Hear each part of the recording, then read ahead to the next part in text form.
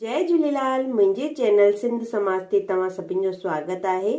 अॼु असां सियारे जी स्पेशल गजरुनि जो अचार ठाहे रहिया आहियूं, लेकिन मां ही थोरो अलॻि तरीक़े सां ठाहींदसि, जंहिंसां की असांजे घर में जेके बुजुर्ग आहिनि उहे बि हिनखे आराम सां खाई सघनि। त मूं हिनखे कटे छॾियो आहे, बिल्कुलु नंढो नंढो ऐं सन्हो सन्हो कटे करे। हिन में लूणु विझी करे असां रखी छॾंदासीं, जंहिंसां की हिन जे हॾ में लूणु पइजी वञे।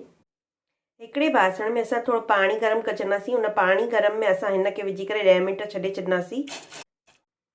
10 मिंट ढके छॾंदासीं जेसि ताईं ॿी तयारी था कयूं। ही सौंफ खयां आहिनि 4 चमचा, 4 चम्मच और खई आहे, 2 चम्मच हैड, 2 चम्मच ॻाढ़ा मिर्च, 1 चम्मच लूणु। हिनखे दरदरो पीसे छॾंदासीं। साई थूम खे बि दरदरो पीसंदासीं। गजरूं बिल्कुलु नरम थी चुकियूं आहिनि। हिन में मसाला मिलाईंदासीं।